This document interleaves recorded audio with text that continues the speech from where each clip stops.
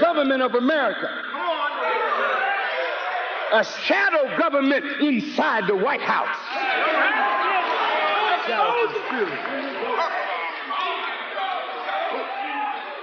Wanting to rebel against Congress, decided to use us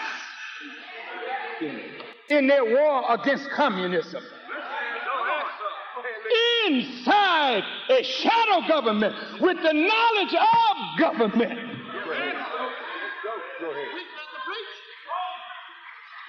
Bring crack cocaine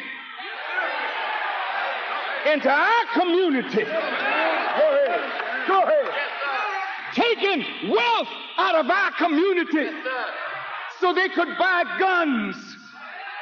Killing two birds with one stone, communists on one hand and black people on the other. There's not one family that hasn't been touched by the scourge of drugs. Look at the crack babies. Look at the mothers. Look at the fathers. Look at the family members whose children are robbing them and killing them just to satisfy a drug habit. All from a government that wants obedience from us. They cut off welfare. They cut back on entitlements. They're crippling the social security system. To hell with black people, they say. With an army full of black men and women, half their military strength is us.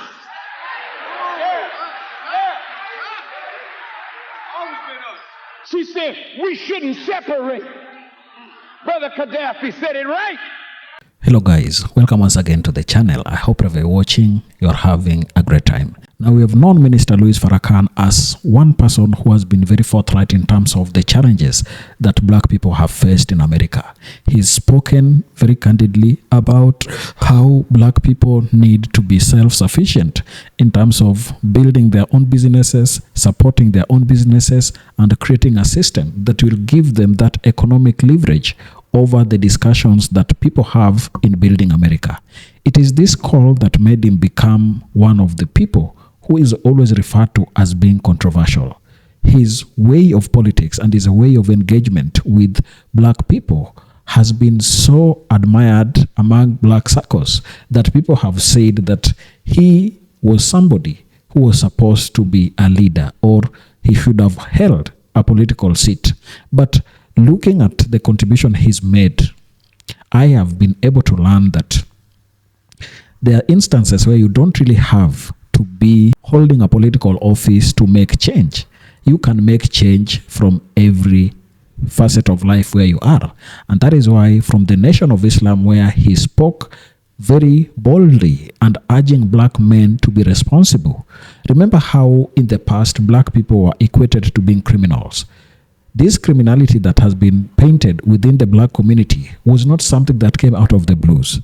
It was a creation by Western powers to ensure that black people remained under high surveillance, that they did not have space to make any tangible improvement of their lives.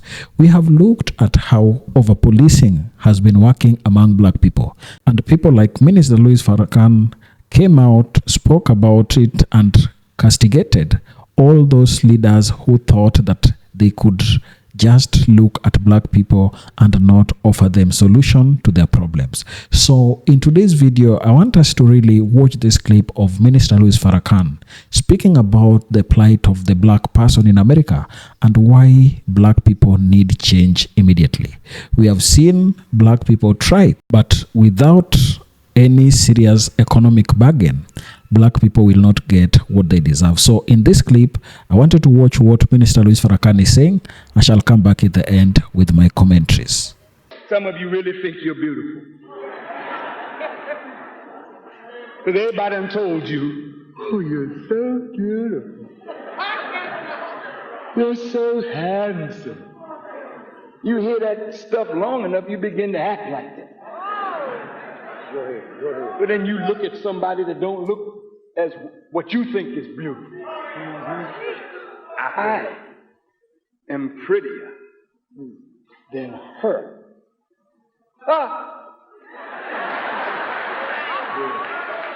I got more knowledge than him.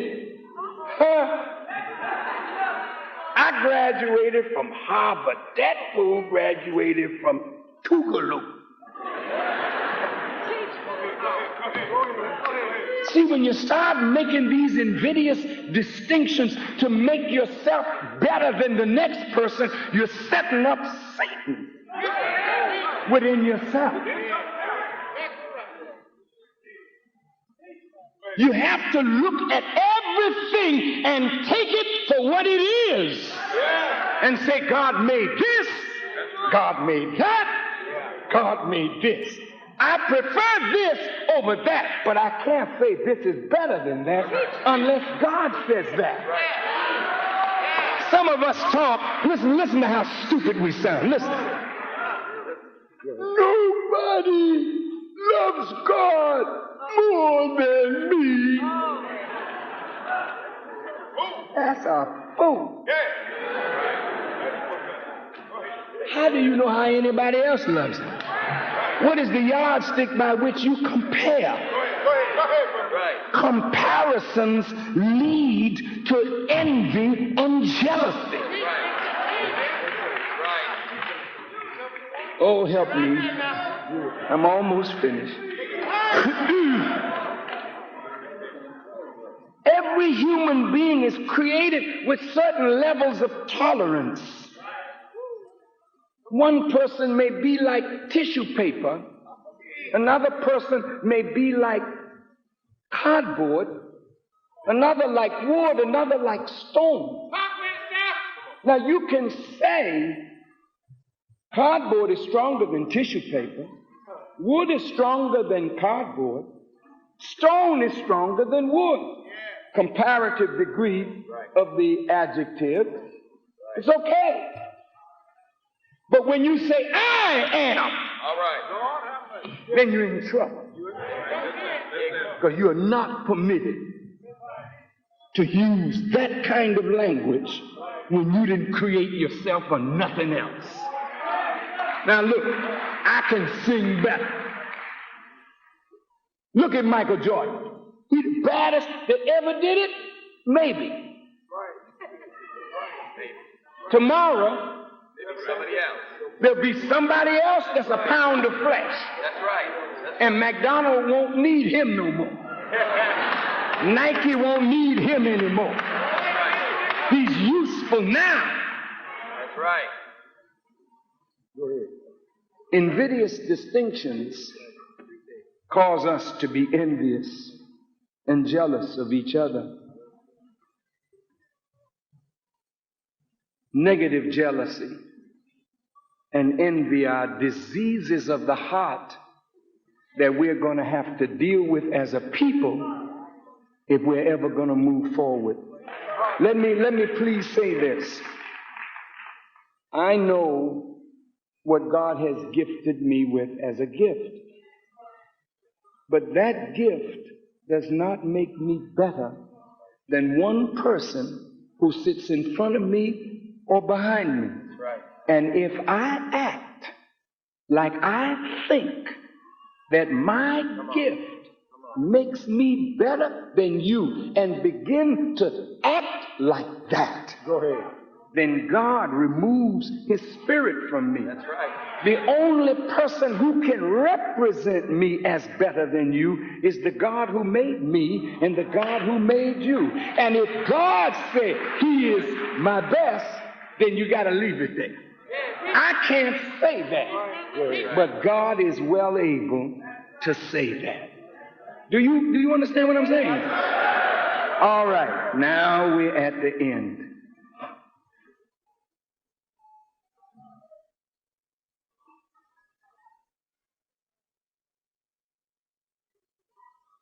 Jesus said, I am the bread of life. if you eat from me, you shall never hunger. When he said that, the people didn't follow him anymore, many of them. But he said that because he represented the law of life, the law of obedience to God.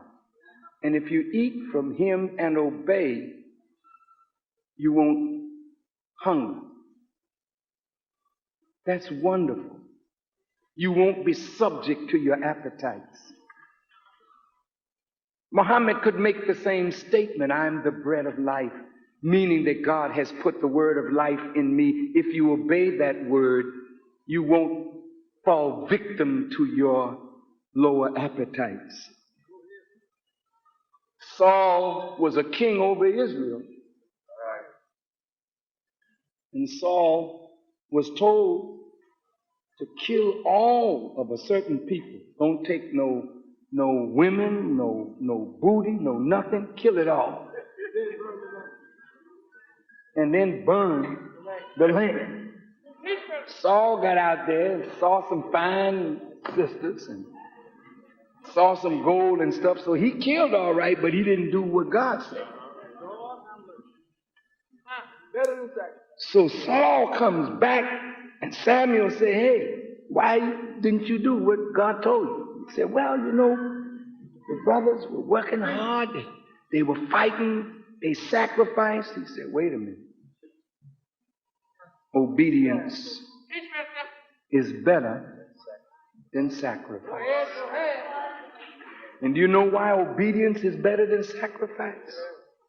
Because anybody can go in their pocket and give $1. Because most of us try to pay our way through things.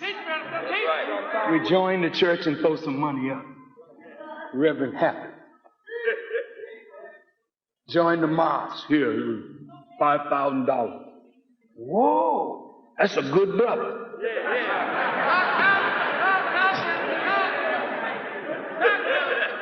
You don't know whether the FBI gave him $5,000 and told him give it. He's a good brother. Now, I'd like to close this subject. I don't want anybody to move, because I want to bring this subject right down to today. That's what we've been waiting for, right here. Now, you think this is a very spiritual subject, but what I really wanted to get to was in the last 20 years, Islam has been in the news almost every day. It's Muslims this or Muslims this, Hezbollah this, Jihad that.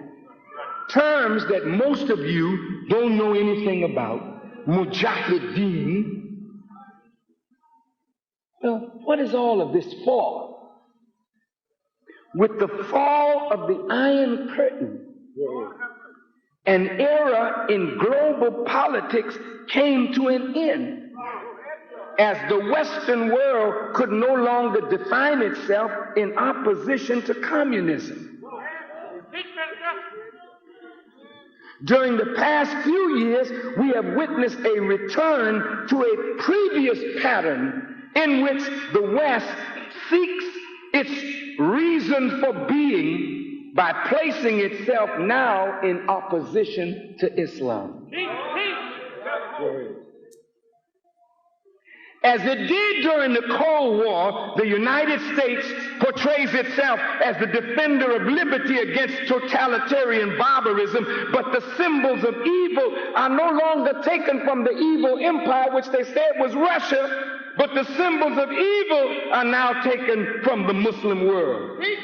So you have Saddam Hussein and Muammar al-Gaddafi portrayed as megalomaniac gangsters, worthy of some Ian Fleming novel. And they are made to represent Islam in the dichotomy of them versus us. Now, what I'm saying is a part of an introduction to a book written about Louis Farrakhan by an Islamic scholar from Sweden. Years ago, when we used to come to the temple, it would scare us because we would come in the temple and see a blackboard, and on the right, looking out, or the left, looking in, you saw the American flag on the left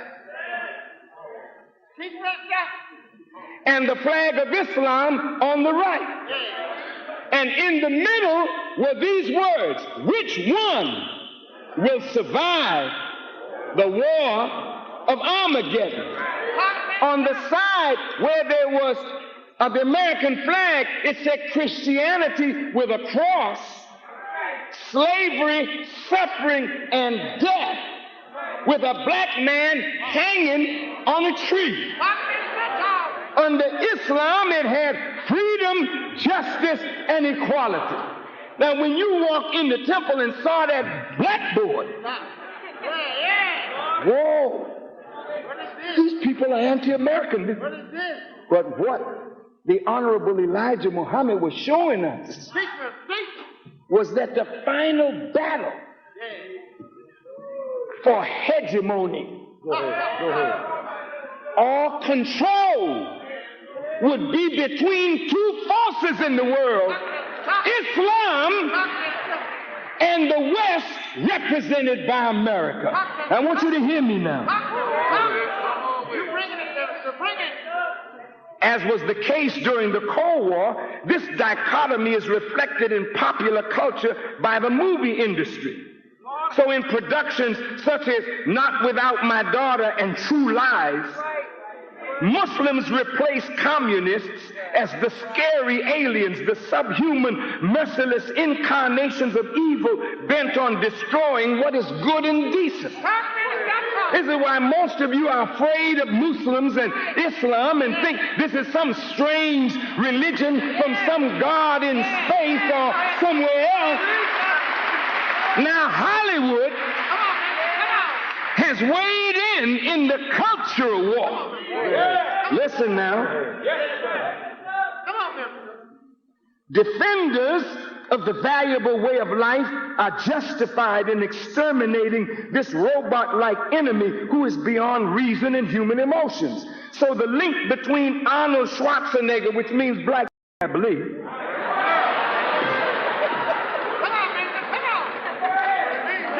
well, that's what it means. Schwarzenegger, black. So the link between Arnold Black Arab Hunt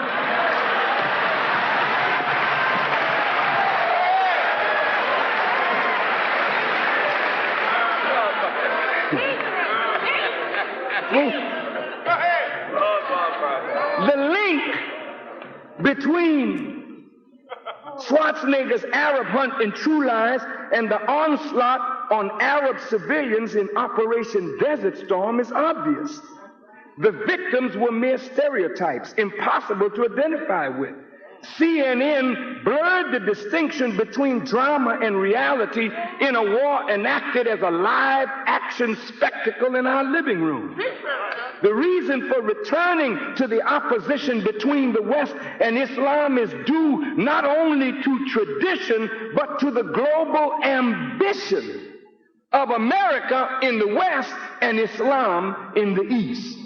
When President Bush proclaimed victory for the New World Order, he was offering a predated vision of global hegemony for the American model of society. Come on, man. Before Nixon died, Nixon said, the enemy of American democracy is not communism, it is fundamentalist Islam. So now the stage has been set for a war against Islam.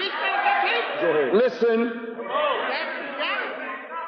a scholar by the name of Akbar Ahmed suggests that instead of the clumsy global classifications of first, second, third world, north, south, east, west, the world map of the 1990s can be divided into two major categories: civilizations that are exploding, reaching out, expanding, bubbling with scientific ideas, economic plans, political ambitions, cultural expressions, and those that are imploding, collapsing on themselves with economic, political, and social crises, which prevent any serious attempts at major initiatives. Though perhaps this is overly simplified, Ahmed's perspective is still illuminative for an understanding of the global trends of the 1990s. The imploding nations are like the Republic of Korea. This is what he writes. Pose no serious threat to the exploding civilizations. But in the present process of shaping a world culture or a global civilization, the American impact is set forth with a self-confident arrogance.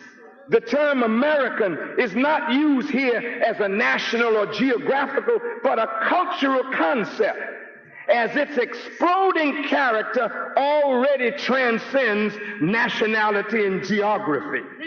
So this writer chooses the term American because the United States is taking the lead in, and English is the lingua franca of a civilization that includes other nations and linguistic roots in the West, East, North, and South. So America has become the symbol of that which opposes Islam.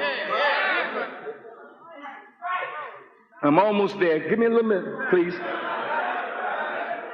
This exploding civilization with global ambition is characterized by consumerism, and its cultural impact is felt everywhere we find McDonald's, Coca-Cola, Pizza Hut, CNN, Madonna, MTV, Mickey Mouse, Levi's, and Dallas, and other cultural symbols.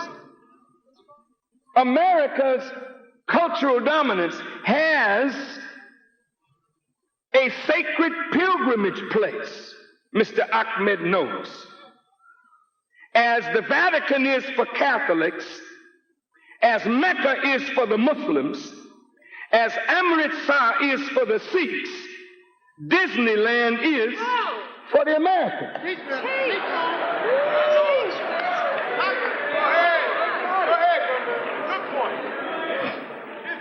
Unlike Mecca, the Vatican, or Amritsar, Disneyland can be duplicated.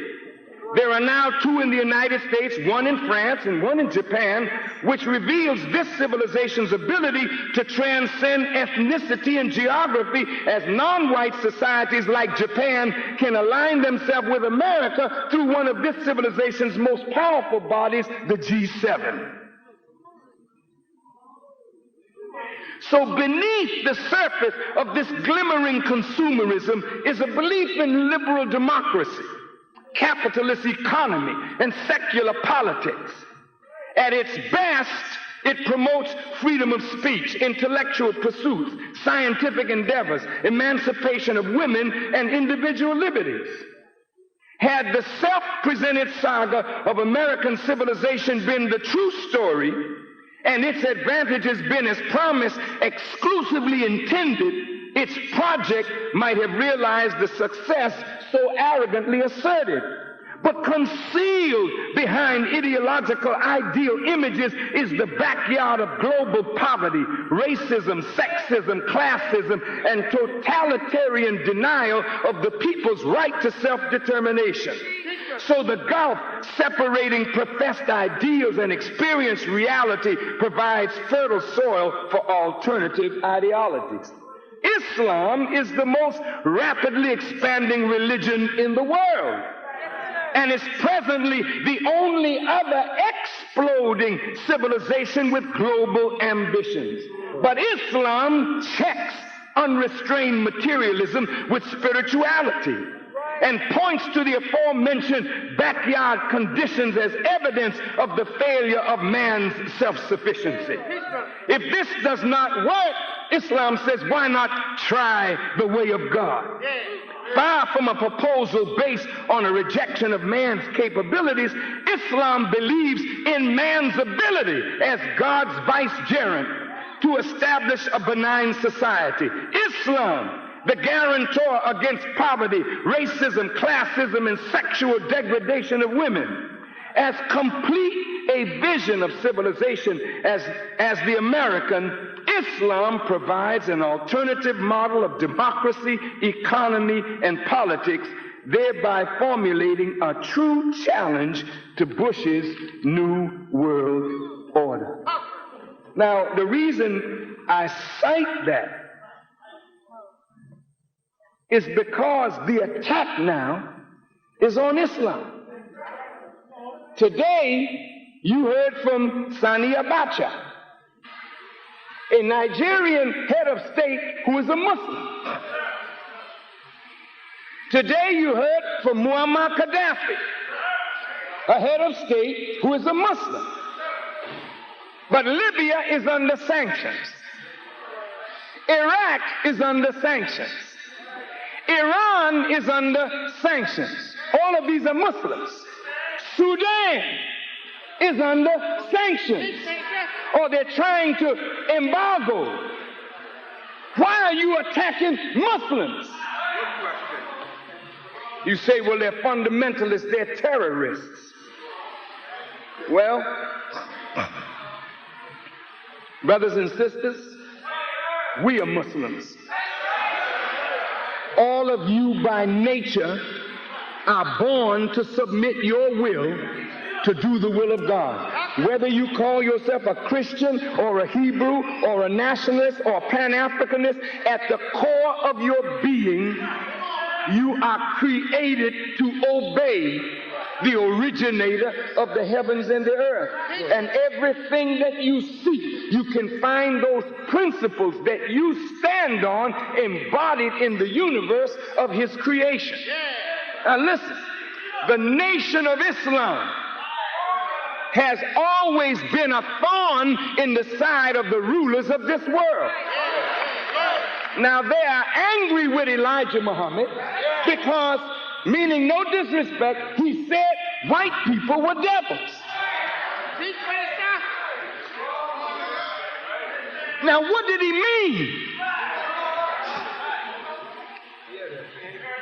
See, if deceptive intelligence rationalizes disobedience to God, and that is in every human being, God had to make and give form and expression to that deceptive intelligence in a human being, then give that human being power and dominion to deceive the earth and to practice deceptive intelligence. Now look, I'm sorry, I gotta tell it, or God will kill me if I don't tell it.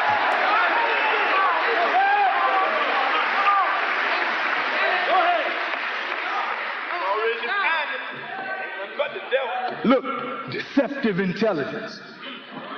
God said, what thou shalt not do, the rulers of this world say it's okay. That is deceptive intelligence. The misuse of intelligence to deceive others, to make evil fair seeming. Are you all right? I know I am. God don't like you, sister, with your breasts out. God don't like you with your backside showing. God don't want you to attract man to you in a low-down way. But deceptive intelligence is styling you like a whore and making you love it. Talk back to me, woman. You got to dress on to your thighs. You can't sit down. You constantly squeeze it and pull it. Who styled you like that? And deceptive intelligence makes you rationalize walking in the street like a whore. Talk to me.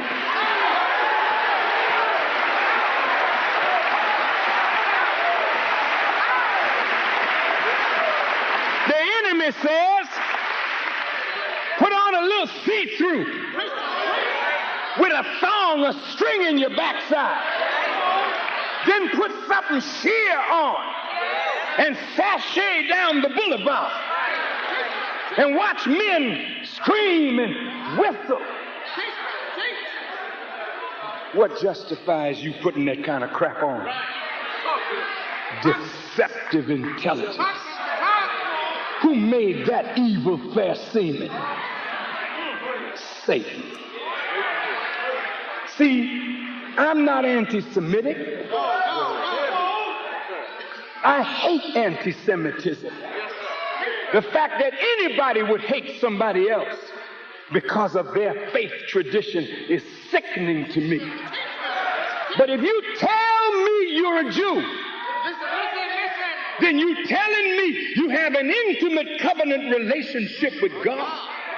And you're telling me that you have hearkened unto the commandments of God and are obedient unto them. You tell me, when did God tell you it was all right to promote filth and indecency in the name of freedom? You tell me. If the author of Playboy and Hustler and the movies in Hollywood represent the God and they're hearkening to his commandment, tell me, when a man dress up like a woman and a woman like a man, is that obedience to God? How in the hell can you say you're a Jew and do those things? How can you say you're a Christian following Jesus Christ and go along with that? How can you be a preacher for Jesus and won't correct the women or the men in your congregation?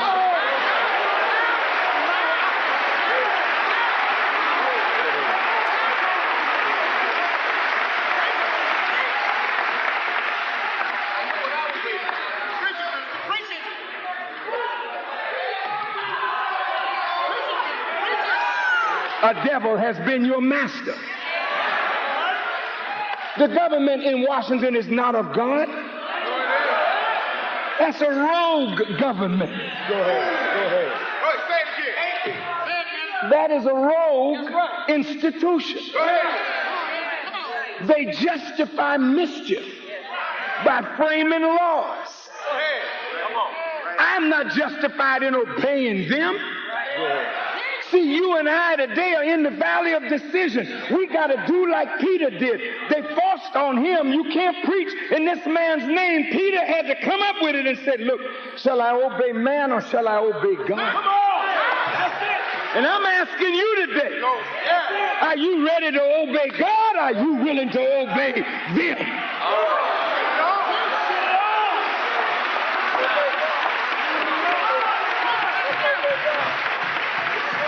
Brother Muammar Gaddafi offered the wealth of Libya to help me, to help Arabs, Muslims, and black people and Native Americans to come up out of our condition. What's wrong with that?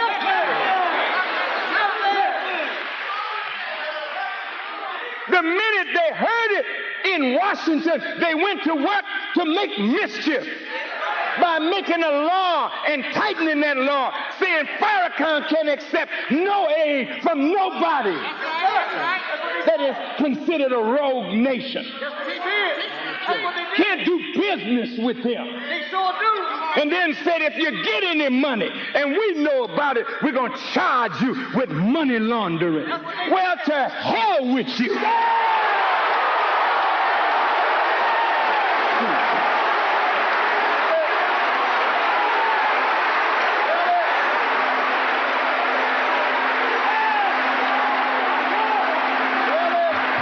Charge me because it's time for a showdown. Go ahead. Yes, sir. Go ahead.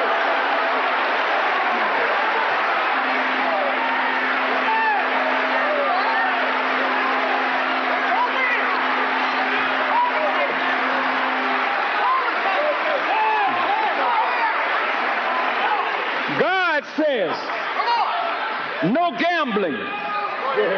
Gambling is a device of the devil to divide you. But society says if we can play the lotto, the state can get money to fund education. So they put a noble purpose on an idea that is in contravention to God's instruction. Go ahead. Tear it down. They make evil fair seeming. They frame mischief by means of a law and then trap you and say you should obey what they say. Hell no. If what they say is not from God, to hell with them all. Go ahead. Let's rebel. Go ahead.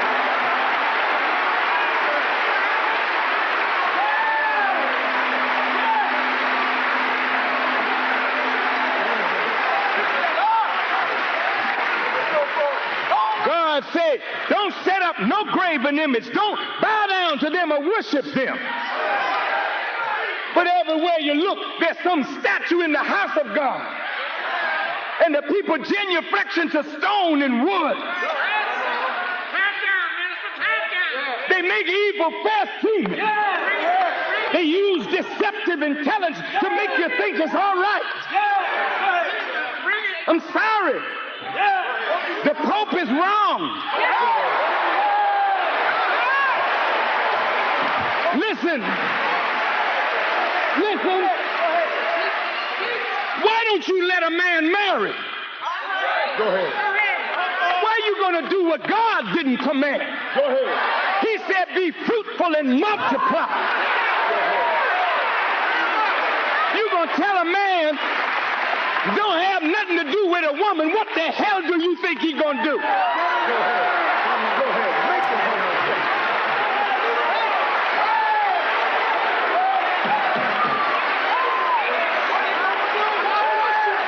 deceptive intelligence being used to rationalize unnatural behavior.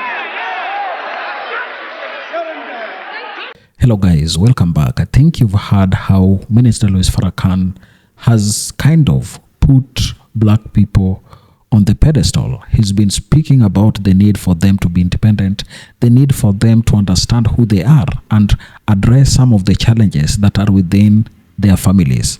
He has urged black people to avoid engaging in criminal activities that people have been talking about and urged for the building of the black family so that the building unit of black society is sorted in the best way possible. Many times we look at how the government is dealing with black people and we realize that there is some favoritism that whites receive as opposed to what black people can access. So why is it that Minister Louis Farrakhan has been very forthright to the black community, and why is it that we have to appreciate his contribution to our society? Minister Louis Farrakhan has made significant contributions to the empowerment of black Americans by rebuilding and expanding the Nation of Islam. After the organization fracture at the late 1970s, Farrakhan re-established its original foundations.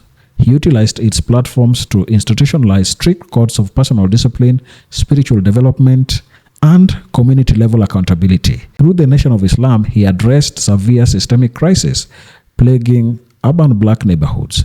His ministry successfully implemented localized social programs targeting substance abuse, gang violence, and recidivism.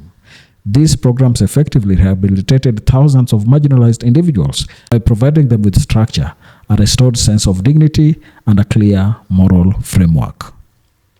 Farrakhan's most historical and culturally impactful achievement was organizing the Million Man March on October 16, 1995, in Washington, D.C. This massive grassroots demonstration brought together hundreds of thousands of African American men on the National Mall for a historic day of atonement and reconciliation. The primary focus of the march transcended political focus. It placed a heavy emphasis on individual and collective responsibility. Farrakhan challenged black men to return home to lead, protect, and financially support their families. The event successfully sparked a nationwide surge in civic engagement. It directly resulted in hundreds of thousands of new black voters registrations, a significant rise in adoption applications for black children, and the formation of numerous localized community advocacy groups. Economic self-reliance has served as a central pillar of Farrakhan's empowerment philosophy. Echoing the historic mode of black nationalism, he consistently urged African Americans to pool their financial resources to build independent black-owned institutions rather than relying solely on government assistance. Under his leadership, the Nation of Islam managed a diverse portfolio of economic ventures. These include agricultural operations, clean purity personal care product lines, clothing distribution networks, and the prominent long-running newspaper, The Final Call. By promoting a strict buyback ethos, Farrakhan taught black Americans to maximize their immense collective spending power. This strategy aimed to keep capital circulating within urban communities to directly combat poverty and create local jobs. Farrakhan has also been an influential voice for Pan-African solidarity and historical literacy. He frequently connected the struggles of African Americans with broader global movements for the liberation of people of African descent. His rhetoric regularly centered on the psychological damage caused by chattel slavery and ongoing systemic racism. To counter this, he emphasized the critical need for comprehensive black history education to build self-worth and combat internalized oppression. His core message of independent education and psychological liberation resonated deeply with what black people needed. It provided a powerful framework of unapologetic racial pride and cultural autonomy for millions of black Americans seeking systemic change. So the contribution of Minister Louis Farrakhan to the black community is evident for everybody to see.